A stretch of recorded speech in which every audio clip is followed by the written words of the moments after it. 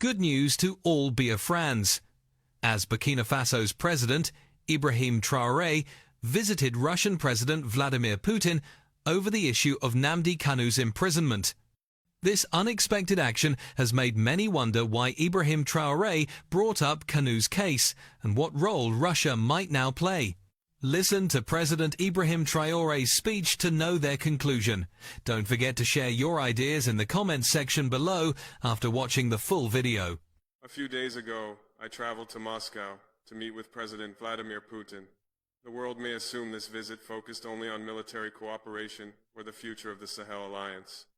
But today I want to say openly and without hesitation, I visited President Putin over the issue of NNAMDI KANU'S imprisonment. I did this because Africa has entered a new era, an era where leaders must not only protect their own borders, but must also speak when human rights, justice, and political stability anywhere on the continent are threatened. If justice becomes a crime, then silence becomes an even greater crime. My brothers and sisters of Africa, leaders, observers of world affairs, concerned Nigerians, and especially the people of the Southeast who have lived with uncertainty for too long, today I speak with clarity and transparency. I speak because the truth should never remain hidden behind political protocol. Why I spoke about NNAMDI KANU. Some may ask why I chose to raise this issue. My answer is simple. When a political conflict in any African country creates humanitarian concerns and fuels instability across borders, then it is no longer an isolated matter. Nigeria is a great nation, but its internal tensions affect the entire continent. NNAMDI KANU is not just a detainee. For many people, he represents history, identity, and unresolved political grievances. Whether anyone agrees with him or not, his imprisonment raises legitimate questions about justice, dialogue, and long-term peace. Tensions in the Southeast have grown, communities have suffered, economic activities have declined, security challenges have risen, and none of these problems have been solved by silence or prolonged detention. My intervention is not to support separatism or to interfere in Nigeria's sovereignty. It is to encourage dialogue and prevent deeper instability. Why I approached Russia. Some will ask why I spoke to President Putin instead of relying solely on African institutions. The truth is that many African bodies move slowly or remain neutral even when action is needed.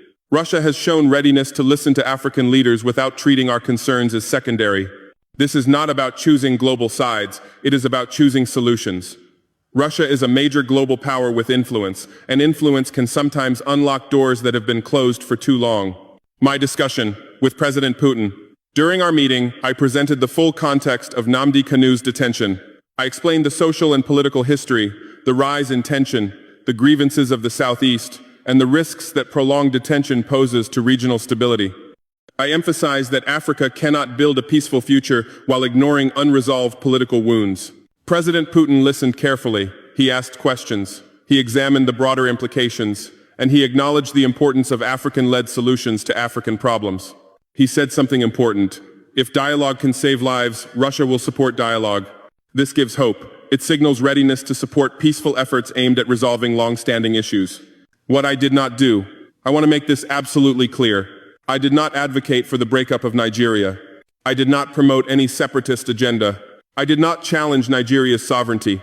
I did not take sides in Nigeria's internal politics. My purpose was humanitarian and strategic. My goal was to prevent further instability in West Africa. My message was that justice, fairness, and open dialogue are necessary for peace. The message to Nigerians. To the government of Nigeria, this is not an attack. It is an appeal for political maturity and constructive engagement. To the people of the Southeast, especially those who have long prayed for intervention, your concerns have been heard at a high diplomatic level. To Nigerians in all regions, unity is strongest when grievances are addressed rather than ignored. And to the Biafran community worldwide, this is not the final answer, but it is the first meaningful step toward an international conversation that has too often been avoided. Africa's responsibility. Africa cannot continue ignoring political crises because they seem uncomfortable. Africa cannot progress if its leaders remain silent about issues that harm millions.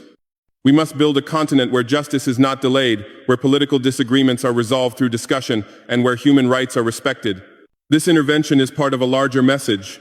Africa must no longer wait for outsiders to dictate solutions. Africa must act. Agreements reached with President Putin. Fictional. After long discussions, President Putin and I agreed on several important steps. 1. A diplomatic working group will be created involving Russia, Burkina Faso, and other interested African nations to encourage peaceful dialogue between the Nigerian government and concerned groups. 2.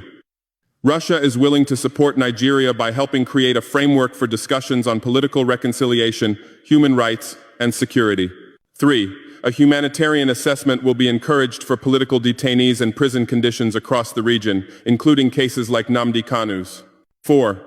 A new African platform may be established to address internal political crises without relying solely on Western mediation. These agreements represent a new kind of diplomacy, African-centered and focused on long-term stability. Our final joint conclusion. After hours of conversation, President Putin and I agreed on a clear conclusion.